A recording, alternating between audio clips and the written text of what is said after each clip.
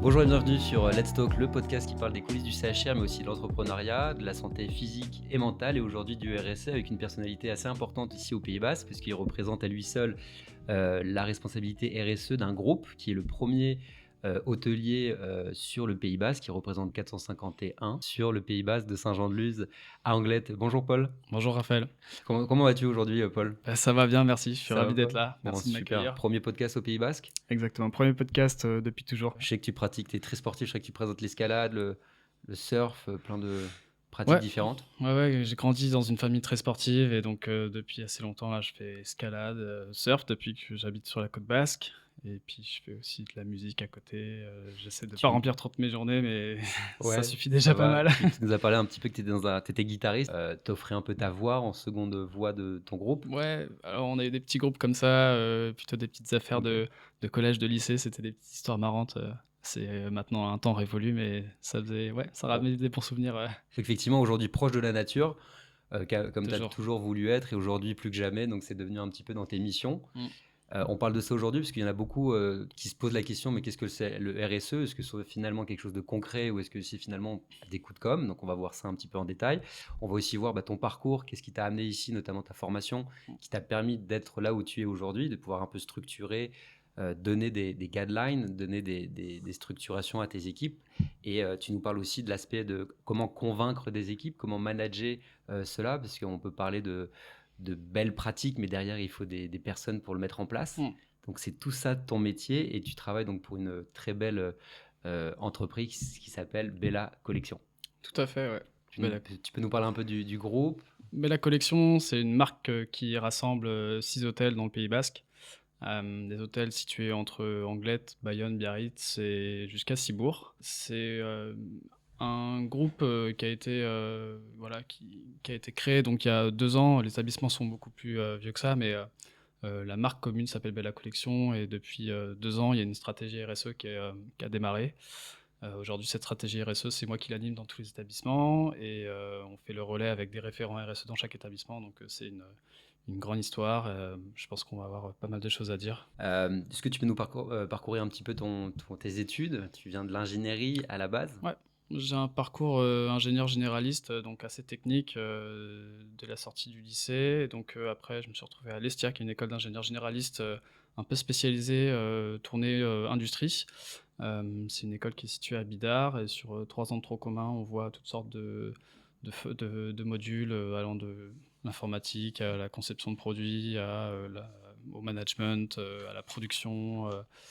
Un peu de tout. Et donc, en sortant de ces 3 années d'études, j'ai eu une vraie affinité pour la RSE, donc la responsabilité sociétale d'entreprise. Ça, c'était un des modules qu'on avait à la carte. Je suis allé faire une formation certifiante sur le sujet avec l'AFNOR certification sur le métier du responsable RSE, parce que c'est pas quelque chose qu'on apprend en études, c'est plutôt quelque chose qui s'apprend à la fois sur le tas, mais aussi avec un organisme beaucoup plus spécialisé. Donc, et en sortant de cette formation, c'est ce que j'ai pu mettre en place depuis 3-4 ans maintenant, ouais, où j'ai fait une première expérience à Paris dans une centrale de référencement spécialisée en santé. Et là, depuis 2 ans, au sein de Bella Collection et du groupe. Ok, donc pour toutes celles et ceux qui veulent entreprendre des études dans l'hôtellerie, dans le RSE, dans l'écologie et qui ne savent pas par où commencer, est-ce que déjà tu peux nous disséquer un petit peu l'acronyme RSE? Ouais. Donc, responsabilité sociétale d'entreprise. Alors sociétal, Voilà, comme c'est son nom un l'indique. grand nom pour Ouais. parler un peu plus simplement de sauver le monde, hein. C'est un peu l'expression qu'on aime utiliser, mais bon, on l'utilise aussi avec humilité, donc on n'en parle pas si souvent que ça. Mais le principe, c'est de mettre en place toute une stratégie, toute une organisation, toutes sortes de projets au sein d'une entreprise, donc responsabilité d'entreprise, où on va chercher à avoir le moindre impact sur l'environnement et le meilleur impact possible sur l'homme, avec un grand H. Et donc, le respect de l'environnement, enfin, la protection de l'environnement, ça va passer sur plein de choses comme la réduction des gaz à effet de serre, la protection de la biodiversité, le transport, le logement, enfin, tout ce qui va consommer à un moment et va émettre des gaz à effet de serre, ou du moins va avoir un impact sur l'environnement. on va chercher à réduire et à minimiser cet impact. Et la deuxième partie de la aide de la RSE, c'est tout ce qui va toucher à l'homme et à la société. Donc là, on va essayer de chercher plus à respecter les droits de l'homme dans le cadre de notre travail ou de nos choix de nos fournisseurs, améliorer les conditions de travail, avoir un meilleur poste, une meilleure ergonomie pour protéger la santé des utilisateurs, que ce soit à la fois le personnel interne, mais aussi les clients. Donc sociétal, ce qu'il faut retenir, donc c'est tout ce qui va traiter une amélioration finalement à la société, euh, de près ou de loin. On peut aussi dire responsabilité sociale ou sociétale. Ouais, Bon, ça a un impact ouais, un petit peu différent, mais on s'y ouais, retrouve quelque part à la fin. tout à fait. C'est l'impact social où on va vraiment aller chercher le respect de la personne et de son statut social. La société va plus aller aussi dans les synergies qui sont possibles à faire avec des fournisseurs locaux, des impacts sur la communauté locale. Euh, la RSE s'applique vraiment à tous les secteurs, donc si une entreprise d'exploitation forestière à l'autre bout du monde en Amazonie doit faire de la RSE, elle doit aussi s'intéresser par exemple à l'impact sur la population locale, qui peut être indigène, complètement externe aux activités, ou qui peut être local, comme par exemple des résidents d'un quartier. Donc il y a vraiment un gros périmètre.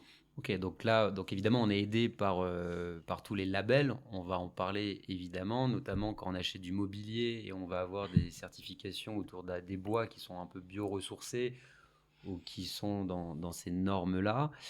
Donc on est évidemment aidé. Et après, pour tous les hôteliers, même les restaurateurs, aujourd'hui, on a des normes qui sont obligatoires. Euh, et tu nous parlais aussi de la formation AFNOR. Et donc en regardant sur le site, effectivement, il y a quand même une panoplie de différentes formations certifiantes avec une formation et des cas concrets. Est-ce que peux nous parler justement de ton cas d'étude à la formation AFNOR, si tu t'en rappelles, Paul? Mon cas d'étude à la certification AFNOR, pardon, pendant la formation, portait sur un établissement de santé spécialisé en psychiatrie, situé à Bayonne d'ailleurs. Ok. Et l'enjeu était de mettre en place toute une stratégie RSE. Moi, j'étais le premier, premier employé à travailler sur la stratégie RSE, donc il fallait vraiment partir de zéro. Donc là, l'enjeu, c'est de appliquer un peu, j'allais dire, la méthode bête et méchante, mais en fait, c'est une méthode assez classique, avec une partie de diagnostic où on va essayer d'évaluer l'entreprise sur tous ses aspects, environnemental, social, sociétal. Ensuite, on met en place un plan de recommandation avec des actions d'amélioration. Là, c'est un peu difficile parce qu'il faut être assez ambitieux pour aller le plus loin possible dans la RSE, mais tout en restant dans une logique de euh, qu'est-ce que l'entreprise est capable de mettre en place, qu'est-ce qu'elle va vouloir mettre en place en premier pour avoir une visibilité sur ses actions plutôt que d'autres, etc. Et ensuite, il y a un suivi à mettre en place sur plusieurs années.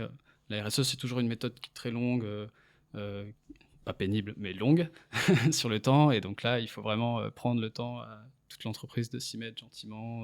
Rappelle-nous l'entreprise du coup située à Bayonne. À Clinique d'Amad. Clinique d'Amad. Ouais. Ok. Je n'avais pas parlé de la Clinique d'Amad pour ce podcast, mais je leur en parlerai. Tiens. Ok, bon, on les salue. Effectivement, si on devait donner quelques adjectifs ou points forts que devrait avoir une personne qui voudrait gérer justement plus tard ou en ce moment même du RSE, Mm. bon, donc il y a la patience, la détermination, la passion pour le métier ou... Ouais, je pense que la passion, c'est un peu pour n'importe quel métier, je pense. Tant qu'on est passionné, on finira bien par trouver ce qu'il faut pour le mettre en place. Euh, Si on veut être, je pense, un bon responsable RSE, oui, il faut de la patience, de l'écoute. Il faut s'assurer que tout le monde ait à la fois compris les enjeux de pourquoi on va se mettre à changer une pratique plutôt qu'une autre, qui peut garder l'ancienne. Mais ça va être aussi arriver à les convaincre par les arguments qu'il y a des choses à faire et que eux-mêmes vont prendre le temps de comprendre pourquoi ils font ça pour finalement le rentrer plus facile dans les mœurs, quoi. Donc, ouais. patience, Patience, organisation, je pense que c'est vraiment organisation, beaucoup ouais. de sujets parce que Mm, mm. c'est tellement large la RSE qu'on pourrait presque s'y perdre. Le but, c'est de rester organisé, de se rappeler ce qui est important de mettre en place pour aussi éviter de tomber dans le greenwashing, qui est un peu la bête noire de la RSE, quoi. C'est si on se met à travailler sur un projet de respect de l'environnement, par exemple, si on se rend compte qu'on va pas au bout de la démarche parce qu'on a oublié un aspect ou un autre, on peut tomber dans ce risque-là. Donc il Est-ce que faut... ça serait pas ta crainte un petit peu, Paul? Tout à fait. C'est la crainte de tout responsable RSE. Se dire, ok, on n'est pas assez dans le concret, on se permet éventuellement d'échanger, mais finalement, on attendrait quand même que quelque chose soit fait de concret pour pouvoir le mettre en avant. Tout à fait. Donc, est-ce qu'on peut parler de rétro-planning? Et dans ce terme-là un peu barbare, est-ce que tu peux l'expliquer éventuellement pour ceux qui ne connaissent pas? Ouais, bien sûr. Le rétro-planning, c'est un peu indispensable. Sur les projets de RSE, c'est assez marquant parce que si on veut réduire les impacts environnementaux, c'est pas quelque chose qu'on peut mesurer directement. Enfin, je veux dire, dans une activité hôtelière, on va avoir des impacts qui sont générés par le transport des personnes ou des marchandises, le transport des clients qui viennent jusqu'à l'hôtel. Ça peut être des impacts sur la consommation d'eau, la consommation d'électricité, de gaz pour chauffer le bâtiment, etc. Donc, c'est des impacts qu'on va pas ressentir tout de suite parce que les émissions sont émises ailleurs. Le réchauffement climatique, c'est quelque chose qui est à l'échelle planétaire, donc on va avoir du mal à relier les impacts des actions qu'on met en place. Et donc, le rétro-planning, il est indispensable pour trouver les actions à mettre en place au sein de l'établissement pour avoir un impact global. Et là, c'est une échelle qui nous dépasse. Donc, le rétro-planning, par exemple, sur la réduction des gaz à effet de serre, c'est arriver à se dire quel objectif on se donne en place, on veut mettre en place, moins 10% par an, par exemple, pendant 50 ans. Ensuite, c'est qu'est-ce qu'on consomme et qu'est-ce qui fait émettre des gaz à effet de serre, l'électricité, le gaz, le transport des personnes, etc. Et ensuite, comment on va réduire à la source ces problématiques. Comment on fait pour changer l'éclairage du bâtiment, comment on fait pour réduire les consignes de température pour le chauffage, comment on fait pour mettre en place ou sensibiliser les clients ou les employés à faire du covoiturage, etc. Il y a une multitude d'actions, donc ce rétro-planning permet de faciliter cette mise en place et cette atteinte de l'objectif. Ok, et comment est-ce que toi, tu as un logiciel qui permet de faire un rétro-planning ou est-ce que c'est tout bêtement des grilles comme un tableau Excel avec semaine par semaine, donc composé de 4 cases par exemple, et tu vas souligner en vert, en jaune, en gris toutes les phases d'action, puis de contrôle? C'est un gros tableur Excel.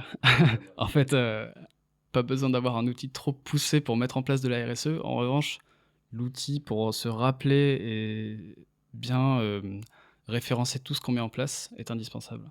Donc, un tableur Excel suffirait à se rappeler qu'est-ce qu'on a mis en place pour réduire la consommation d'électricité ou de gaz, ou quelles sont les actions qui vont avoir un impact sur le bien-être des employés, sur les conditions de travail. Donc, le tableur Excel, certes, mais ce qu'il faut, c'est surtout un outil qui permet de se rappeler des engagements qu'on prend, des actions qui sont mises en place, quels indicateurs on a et quelles données de consommation on peut retrouver aussi. Et ensuite, s'assurer que ces engagements, ces indicateurs, cette communication sur tout ce qu'on met en place est suivie dans le temps et puis s'alimente au fur et à mesure que le temps avance, que les enjeux changent. Voilà. Et on peut se servir du rétro-planning dans sa vie quotidienne. Par exemple, si je suis sportif et que j'ai un programme de santé, je peux éventuellement m'atteler à ça. Si j'ai un programme dans l'année où je me dis, bon, je vais répartir l'année en essayant d'apprendre chaque semestre quelque chose, éventuellement, je peux aussi l'appliquer à différentes choses. Est-ce que toi, à titre personnel, c'est ce que tu fais? Ouais, Tu as tout à l'air fait. assez organisé, donc je me permets de te poser la J'essaie question. j'essaie de me tenir à une certaine rigueur dans ce que je fais. Ok. Il y a des choses que j'aime bien faire un peu à l'instinct comme ça, alors notamment dans le sport. J'essaie de pas rester trop compète, mais je connais beaucoup de personnes qui travaillent les mêmes sports que moi et qui ont un esprit beaucoup plus rigoureux, qui ont besoin d'avoir ce rétro-planning, ou ce planning tout simplement d'entraînement, chose que je fais pas pour tout, mais qui m'arrive d'appliquer pour certaines choses, ouais, certes. Ok, super. Eh ben, on va rentrer dans le cœur du sujet aujourd'hui avec un petit peu les grands piliers de la clé verte. On l'a d'abord un peu mentionné auparavant, à savoir un référent. Et donc du coup, un des piliers de la clé verte, c'est de choisir un référent dans chaque établissement. Je crois que c'est votre cas dans vos 7, voire plus établissements, où là, du coup, ça va être une personne référente qui va un petit peu suivre une formation aussi, parce que ça devient obligatoire, de prise de conscience, même à d'autres membres de l'établissement. J'imagine que tu connais ça par cœur. Presque par cœur. Presque. Donc en effet, Clé Verte, c'est un label. Donc un label, c'est une marque, quelque chose qui va pouvoir être tamponné sur un produit ou un service. Là, en l'occurrence, c'est plutôt une entreprise de l'activité hôtelière. Clé Verte, c'est un label qui porte surtout, une sorte d'établissements qui sont dans l'hébergement ou l'hôtellerie, donc ça peut être un restaurant tout simplement ou, une auberge ou un hôtel ou un gîte, enfin, ça peut vraiment s'appliquer à pas mal de structures. Et le label Clé Verte, est un référentiel qui s'est un peu calqué sur, la norme ISO 26000. La norme ISO 26000, petite parenthèse, mais c'est un peu donc la norme, référente sur, toute la RSE, donc tous les sujets, tous les thèmes qu'on peut retrouver sur, la protection de l'environnement ou les conditions de travail ou, le bien-être et cetera. Une grande RSE. Là, on va retrouver l'ISO 26000 et donc Clé Verte, c'est calqué sur cette norme volontaire pour en faire un label, avec une marque, et un référentiel. Et donc, dans ce référentiel, pardon, j'y viens, il y Ouais, a bah, notamment un critère sur le référent, le rôle du référent, qui est indispensable dans un établissement, que ce soit en général pour mener une démarche RSE ou actualiser toutes sortes de projets. Le référent est quand même hyper important et c'est un critère qu'ils ont bien relevé dans le label Clé Verte, donc c'est c'est hyper pertinent. Ok, je vais citer du coup rapidement. Donc du coup, il y a la nomination d'un référent, on vient de le dire, mise en place d'un plan d'action annuel. Donc effectivement, c'est ce qu'on disait à l'instant. Un suivi régulier des consommations. Il faut savoir où est-ce qu'on en est en termes d'eau, d'énergie et de déchets aujourd'hui. Il est aujourd'hui obligatoire pour les restaurateurs notamment d'avoir un système de biodéchets. Donc du coup, de récupérer cela, on va y venir. Des formations et implications du personnel. Euh, et après, il y a toute forme d'information aussi, affiches, support, QR code. Ça, je crois que vous l'avez mis en place. Ouais. Est-ce que tu peux nous donner justement quelques mises en place assez concrètes de ça? Ouais, alors sur l'exemple du QR code, c'est pas mal parce que donc le QR code, c'est le petit signalétique qu'on peut scanner avec son téléphone pour accéder à toutes sortes d'informations, que ça nous renvoie vers un site internet ou un document ou autre chose. Et donc nous, on s'en sert beaucoup pour la communication interne. Donc les employés vont pouvoir plus facilement scanner un document et le retrouver sur leur téléphone que avoir à se filtrer tout le document. Ça remplace un peu, c'est un peu le Room Directory dématérialisé, lié un peu à tous les aspects Mm. RSE. Tout à fait. Ok. Donc, on s'en sert en interne pour aller retrouver des documents qu'on imprimerait en trop, par exemple. Donc, ça nous évite une certaine consommation de papier, mais surtout, ça facilite l'information qu'on peut retrouver facilement sur son téléphone. Aujourd'hui, tout le monde a son téléphone. Et on s'en sert aussi pour le Room Directory. Donc, ça, c'est pour les clients, où là, on peut aller leur proposer des informations sur les horaires du restaurant, sur le menu, mais aussi sur les bonnes actions qu'on met en place en interne, les actions qu'on peut attendre de leur part au niveau de leur propre consommation, que ce soit sur le gaspillage alimentaire au restaurant ou sur les consignes de température en chambre ou sur les modalités pour changer ses serviettes, etc. etc. Donc il y a vraiment pas mal de petites actions comme ça qu'on peut mettre concrètement en place pour, euh, pour le développement durable. Bon, super. Et donc du coup là, t'es prêt, tu vas préparer un champ d'action pour 2026 et optimiste, confiant, tu as des équipes qui Ouais, sont alertes et qui sont motivées à ça, ou est-ce que du coup tu as encore un absolument, peu de tout le monde est travail de... hyper engagé, bien sûr. Ah, Disons ouais, il y a toujours du travail, bien sûr, mais on attend. Donc, en effet, on va mettre pas mal d'actions en place. On essaie toujours de se tenir une certaine rigueur sur ce qu'on veut mettre en place. Donc, à la fois, on a des actions qui sont prévues dans le temps et d'autres qui seront à prévoir, sous réserve que ce soit de budget, de disponibilité du personnel, euh, de toutes sortes de sujets qui vont nous aborder. Il va y avoir des priorités qui vont sortir auxquelles on attend. On ne sait pas encore, mais ce qui est sûr, c'est qu'on avance, que tout le monde est globalement motivé. En tout cas, tout le monde est assez attentif et réceptif à ce qui se passe. Au mhm, début, on va mhm. avoir peut-être un peu de frein sur certaines actions à mettre en place. Le tri des déchets, ah, il y a une nouvelle poubelle, mince, on était habitué à l'ancienne, pourquoi ça change. Donc il y a toujours un petit peu de frein, un peu de questionnement au début, mais il suffit de... Et c'est vraiment ça, il suffit vraiment de laisser le temps aux gens de comprendre, de comprendre la problématique et de leur demander leur avis sur un projet pour qu'ils s'y mettent vraiment volontairement et que finalement on arrive on arrive au compromis, quoi. Ok, donc il faut prévoir effectivement ces petites semaines, effectivement un peu d'explication et d'adaptabilité, et c'est Mm. normal, hein, quand on fait un travail de tous les jours, on n'est pas habitué à ce qui change, etc. Mais si c'est pour des bonnes raisons, on est tout à fait enclin à le faire. Donc, au-delà de ces choses déjà émises, donc il y a l'énergie, effectivement, l'utilisation d'ampoules LED, l'eau, donc avoir des sortes de réducteurs de débit, suivre les consommations. Au niveau des eaux, je crois, il y a une société qui fait ça très bien, qui nous permet d'avoir un code couleur notamment au bout de 3 minutes, ça passe en orange et Mmh. en rouge, Ouais. au bout de 6 minutes, 10 minutes. L'UniWave, on va les mettre à l'écran. On va avoir donc le tri sélectif, on le disait, la réduction des plastiques à usage unique. Donc par exemple, petite question, est-ce qu'on a la possibilité d'utiliser des pailles, que ce soit un bar, un restaurant, un hôtel?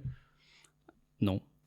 Non. Alors, en fait, il y a une réglementation autour des pailles qui les a interdites à la vente, depuis, je saurais pas vous dire, assez 2021, ouais. récemment, ouais, OK, 2021. Mm. Et donc c'est quelque chose qui est interdit. On en retrouve encore parce que forcément il y a des stocks à épuiser, mais depuis 5 ans, ça devrait aller. En revanche, on a des pailles réutilisables dans nos hôtels, des En pailles métal. en aluminium qu'on retrouve Ok. en acier, pardon, des pailles en bambou aussi, Mhm, qui mhm. restent jetables ou presque, alors certaines sont jetables à usage unique, mais restent biodégradables, donc Ok. il y a un impact limité.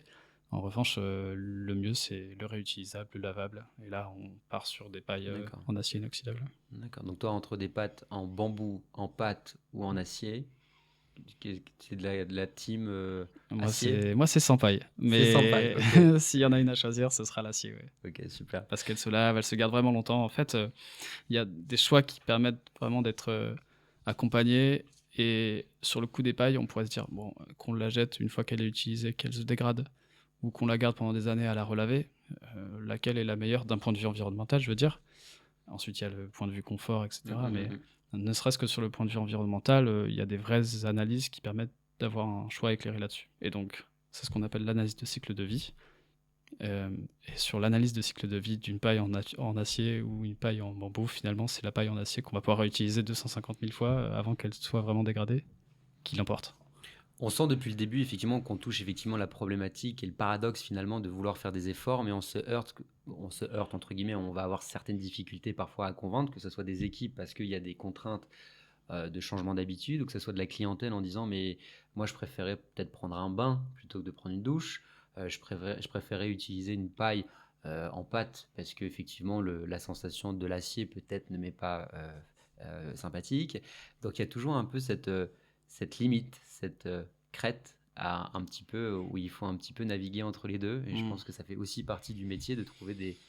Et tu l'avais dit effectivement au niveau de l'audit, de faire un plan d'action qui permet de nous dire ok, ça je pense que ça c'est aligné avec l'ADN de l'établissement et de la culture d'entreprise. Donc ça je pense qu'il n'y a absolument pas de souci. Par contre pour ce type d'établissement là en particulier, ces types de mesures vont peut-être être un peu plus compliquées pour telle et telle chose. Donc là il y a une Mmh. adaptabilité à avoir aussi bien auprès des collaborateurs que de la clientèle en fonction ou pas. C'est ça, c'est aussi ça que tu vas me dire. Si c'est dans le luxe, on va peut-être pas pouvoir dire vous payez 500 euros, 800 euros votre chambre. Donc dans ce cas-là, malgré tout, vous n'aurez pas accès à une baignoire, pour reprendre l'effet baignoire. Est-ce que tu peux nous parler un petit peu de cette difficulté, ou est-ce que finalement ce n'en est pas une? Ce n'est pas une non, je rigole. C'est une difficulté, absolument. On pourra pas forcer quoi que ce soit à quiconque, donc que ce soit un client, qui préfère prendre son bain dans une baignoire plutôt qu'une douche, qui consommera moins, ou que ce soit un employé qui préfère, ne pas trier les déchets tout de suite. Bon, il y a une certaine forme d'adaptabilité. Alors pour les employés, c'est peut-être un peu plus simple d'aller, trouver le compromis, parce qu'on a ce moment où on peut vraiment échanger longtemps, essayer de trouver le compromis, prendre le temps de trouver tout ce temps. Avec des clients qui sont plus, passagers, qui sont là quelques jours, on aura peut-être moins le temps de les convaincre, donc il faut aussi partir sur, un projet de convaincre quelqu'un au long terme, et donc même si du jour au lendemain, on pourra pas forcer aux clients de prendre un bain plutôt qu'une baignoire, on pourra commencer à les sensibiliser, les informer, leur trouver des alternatives, leur proposer des solutions, et ensuite finalement les laisser choisir. À la fin, ils choisiront toujours, mais ne serait-ce que faire ce premier pas d'aller trouver une solution, compromis, sensibiliser, expliquer, et leur faire comprendre, c'est quelque chose qui finira par venir, quoi. La RSE et même le développement durable en général, c'est un peu un pari au long terme, et donc c'est vraiment ça qu'on cherche à aller, mettre en place dans tout ce qu'on fait.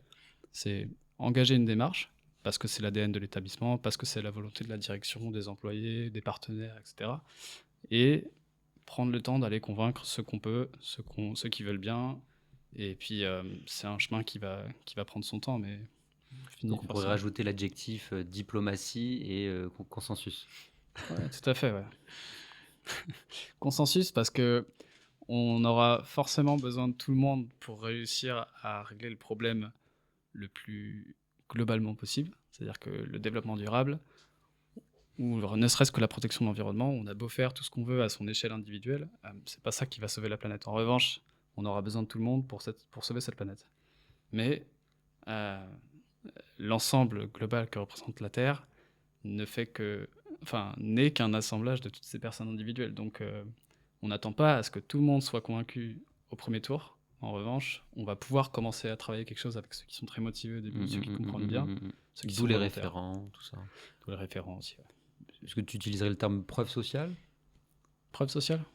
Ouais, pourquoi pas, ouais, tout à fait. C'est après tout par j'allais dire, par la mimétique qu'on avance un peu en général. On est des êtres sociaux qui ont besoin de mimer ce qu'ils voient aussi. Donc, si on voit des exemples autour de nous qui marchent, c'est quelque chose qu'on sera plus enclin à faire nous-mêmes.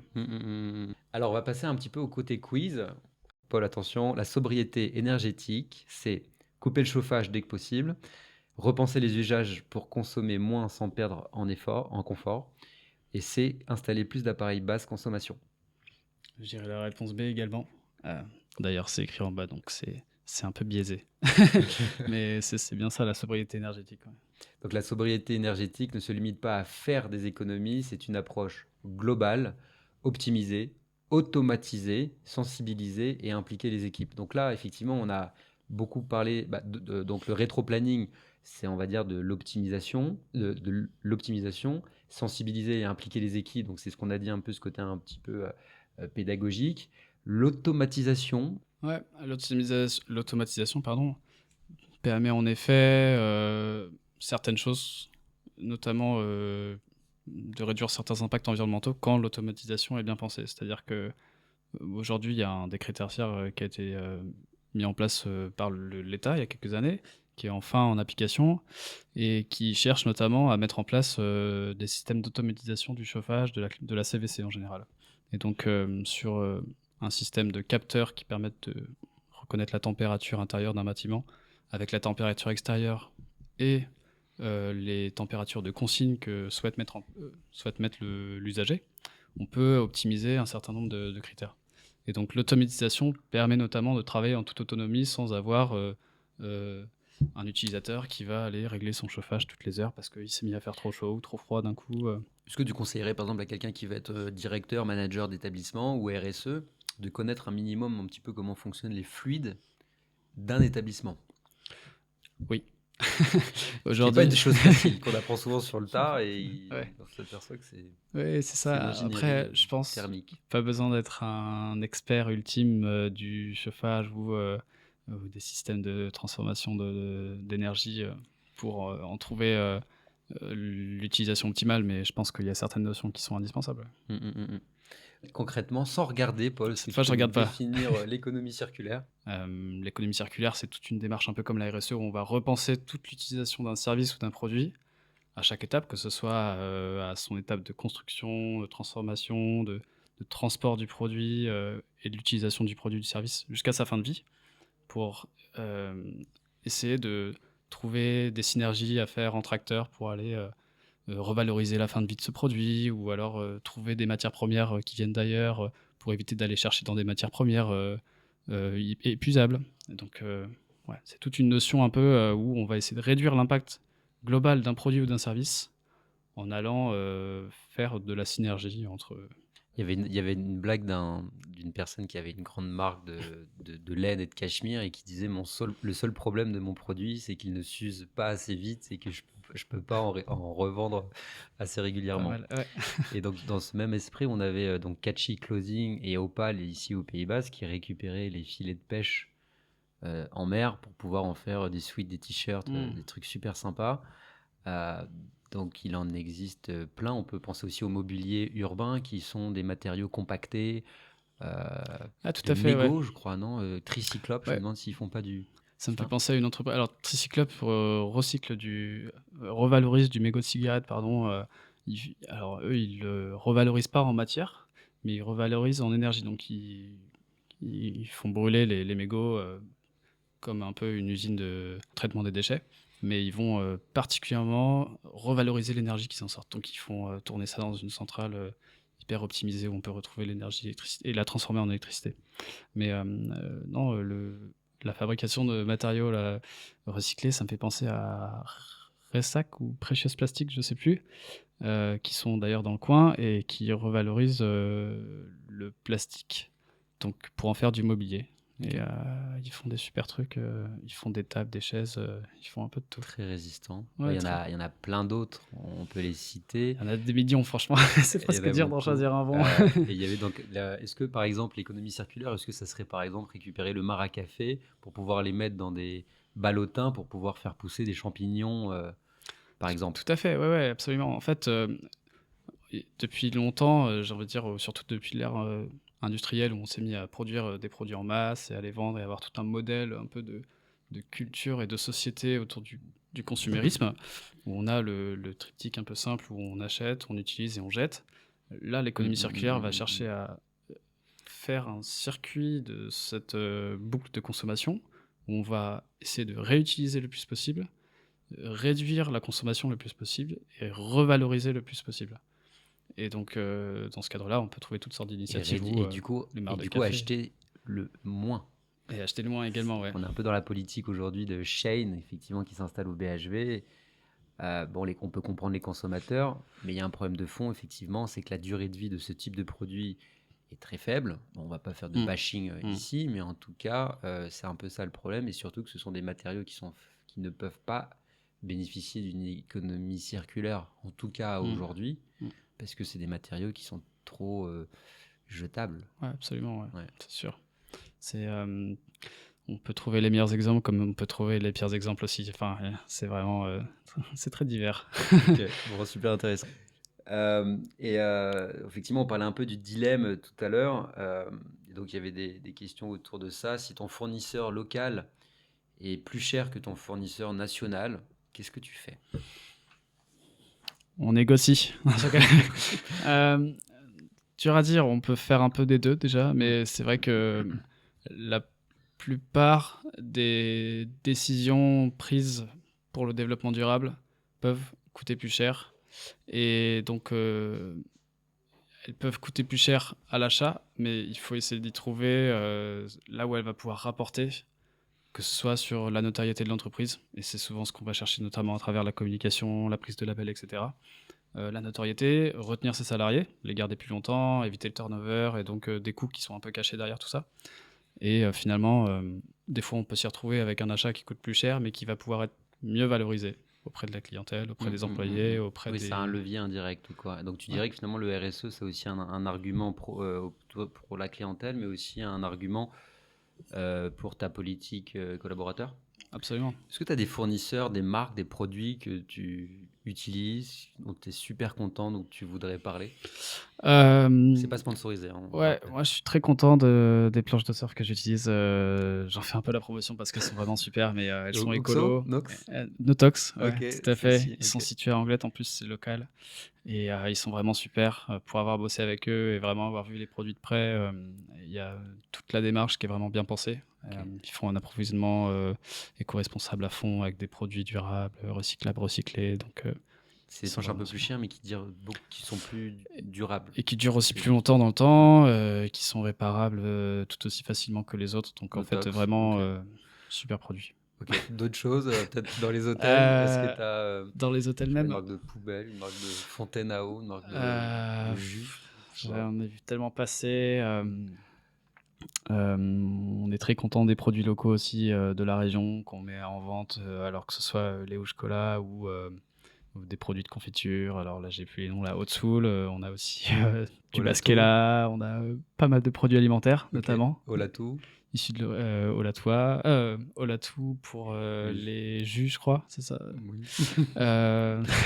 Il y a tellement de marques qui sortent Oui, comme oui, ça, j'essaie de me rappeler, c'est pas moi qui passe les commandes, mais c'est vrai qu'on a pas mal de produits aussi sur les vins spiritueux, les bières, on a des produits qui viennent de vraiment pas loin, donc c'est super. Eh ben, on va bientôt en terminer là. Je vous ai juste mis une petite sélection effectivement de livres. Donc on a celui d'Alain Ducasse, effectivement, Manger est un acte citoyen. C'est vraiment sympa, ça se lit vachement bien. Il présente ses équipes, comment, pourquoi. C'est assez léger à lire, c'est super. Changeons notre tourisme par quelqu'un en local, un ancien directeur, restaurateur et hôtelier indépendant sur Biarritz, qu'on ne présente pas. Et enfin, on avait Anne Essel, finance, climat, réveillez-vous. Bon voilà, sans être hyper pessimiste, malgré tout, ça émet quand même certains constats et effectivement, ça nous donne des bonnes grilles de lecture, notamment chiffrées. Je crois que tu en avais un à nous présenter aussi, Paul. Sans trop le présenter, mais moi, je lis pas beaucoup malheureusement, ou du moins des livres, mais il y en a un qui m'avait bien marqué, c'est le bouquin sur Yves Chouinard et son entreprise Patagonia qu'il avait co-créé à l'époque. Confession d'un entrepreneur. Et le bouquin retrace historiquement toute la construction, fondation et puis développement de son entreprise, donc Patagonia, qui est devenue Patagonia. Et c'est vraiment hyper intéressant. Ils abordent tous les sujets qu'on retrouve notamment dans la RSE et d'autres aussi de management.